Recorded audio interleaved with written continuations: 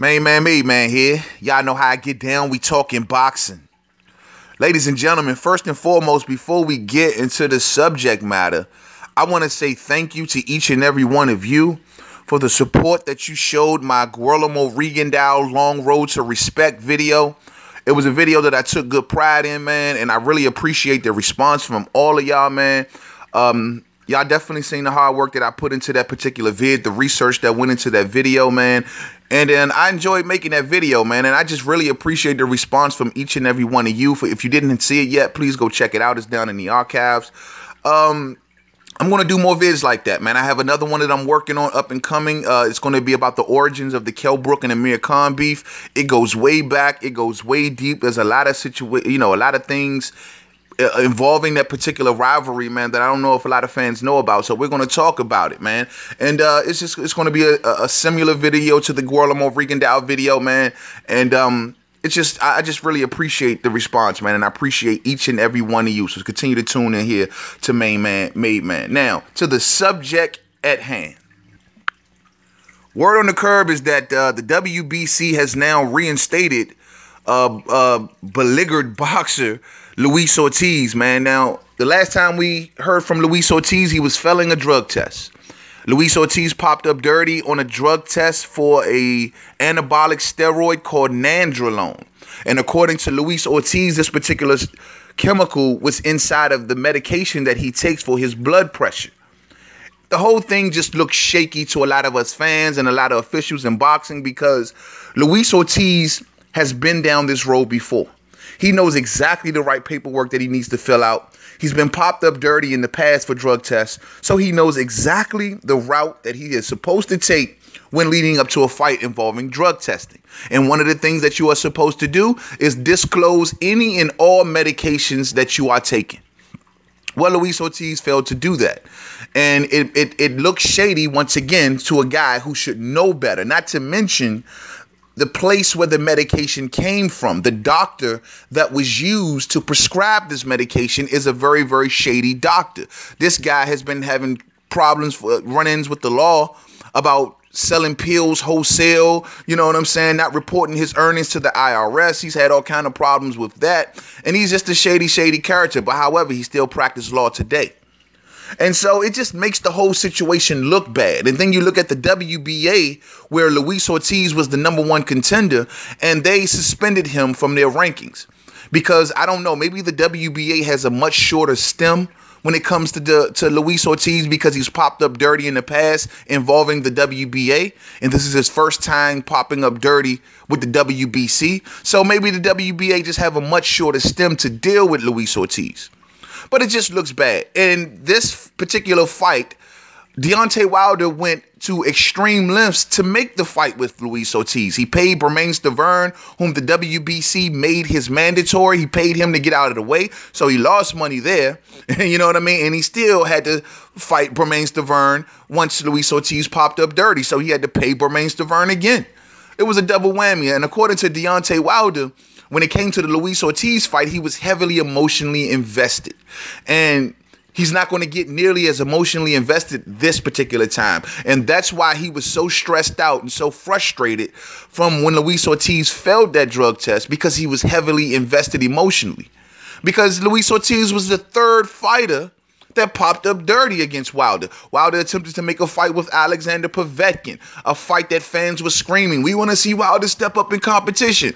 Wilder attempts to step up in competition with Povetkin. Povetkin gets popped up dirty for PEDs. You know what I'm saying? Povetkin had to then pay a court settlement with him and his people, had to pay a court settlement to Deontay Wilder and his people for wasting their damn time. You know what I'm saying? But then he goes and try to fight the guy Warzik. Warzik pops up dirty for a drug test. He attempts to face Luis Ortiz. Luis Ortiz pops up dirty for a drug test. So that is the purpose of Deontay Wilder's frustration. And that's mainly one of the reasons why he feels as though, yo, I deserve Anthony Joshua as soon as possible. Because, look, I attempted to get the bigger names. You know what I'm saying? Now, word around the campfire is that Deontay Wilder is going to possibly take on Domnic Brezeale. Domnic Brezeale just did, the WBC just caused a big clusterfuck basically once again with their rankings because it looks kind of shady. You know what I mean?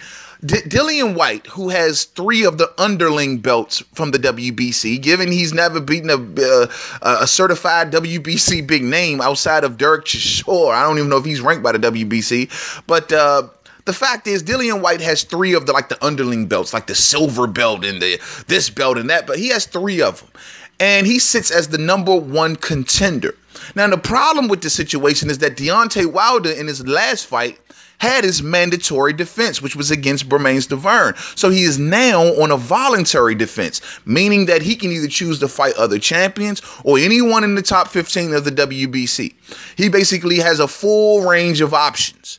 And he doesn't have to fight Dillian White right now, basically, in a nutshell. Now, Eddie Hearn has been wanting Deontay Wilder to face Dillian White, and I told fans the reason that Eddie Hearn was putting his foot on the gas with that was because he knew that Deontay Wilder had a voluntary defense. And by the time that Deontay Wilder's mandatory defense come back around, well, ladies and gentlemen, the fans, the pressure from the fans will be screaming for a fight between Deontay Wilder and Anthony Joshua. They can only stall that situation but so long.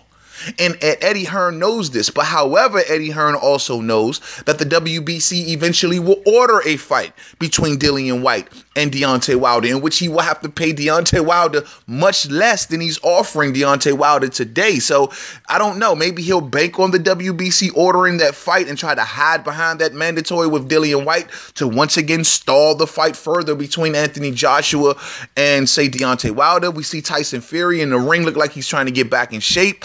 Man, we know Joshua will take that fight before Wilder. We know Joshua wants Parker before Wilder. We know if Jarrell Big Baby Miller starts to look good, that he will look to pivot to that fight before Wilder. So, you know, this is the reason why Eddie Hearn is always looking for obstacles to put in front of Deontay Wilder. But however, right now, he knows that, you know, Wilder's on a voluntary defense, and eventually the pressure from the fans and the noise is going to get louder and louder as the days pass, especially if Deontay Wilder do what he says he wants to do, and that is possibly not even face Domnic Brezeale next.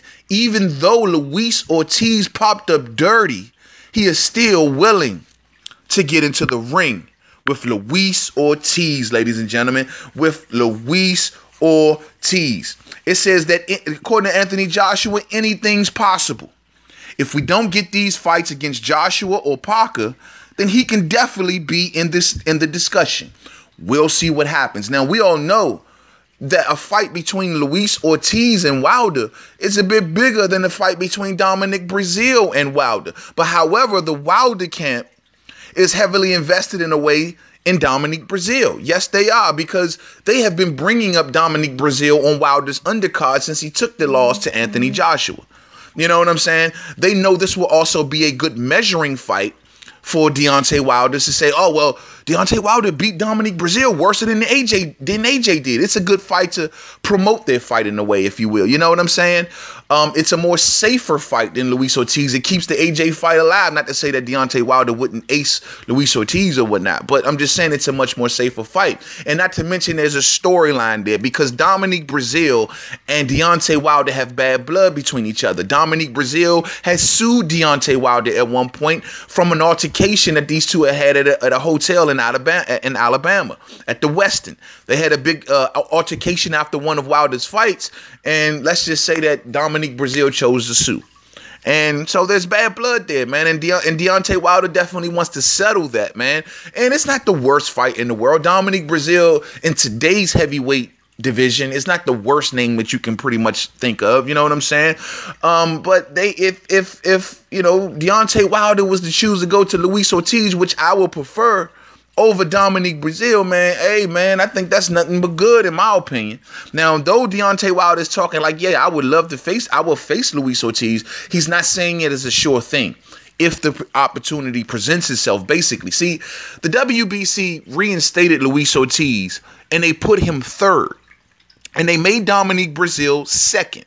And they put Dillian White first. And this thing is kind of messed up, because just a week or so before, Domnic Brezeale was rated 6 by the WBC. Now, he just recently came off a fight by beating Eric Molina, and Eric Molina was rated 12th by the WBC, and Eric Molina showed up in that fight not ready to fight. He was totally out of shape. He quit on his stool. The dude was gassed out from like round 4 on down. You know what I'm saying?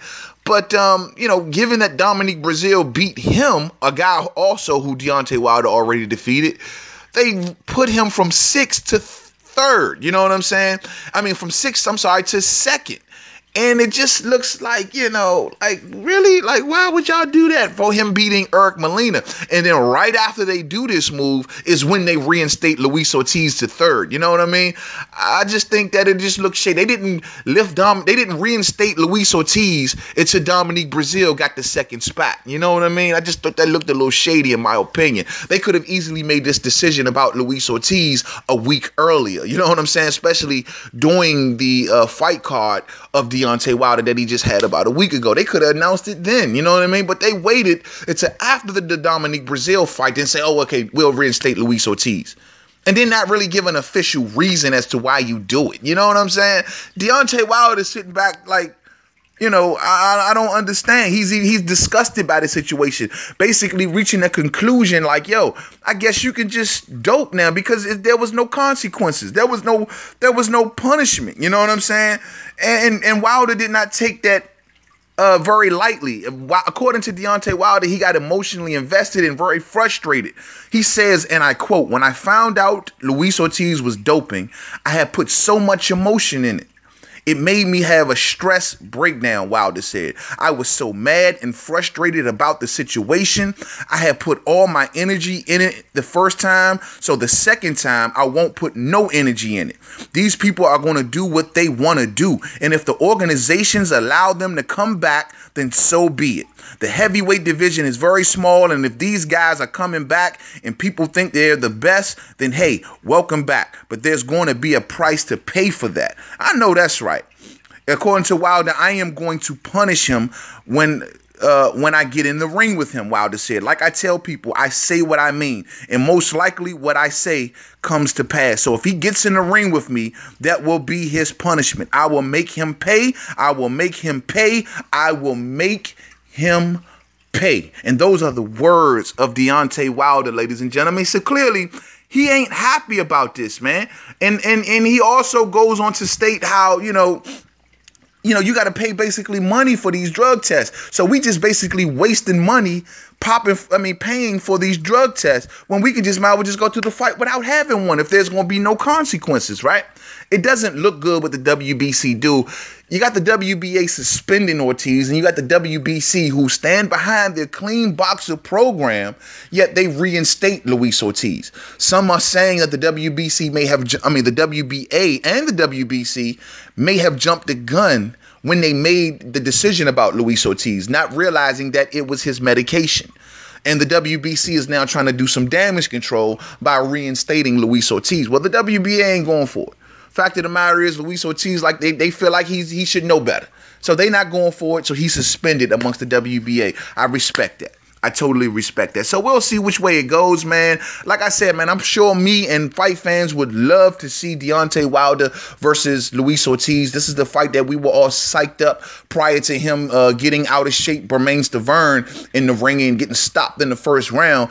Prior to that, we was all turned up, man, about the Luis Ortiz and Deontay Wilder fight. And not to mention, a fight of that caliber silences the critics because Luis Ortiz is a formidable opponent.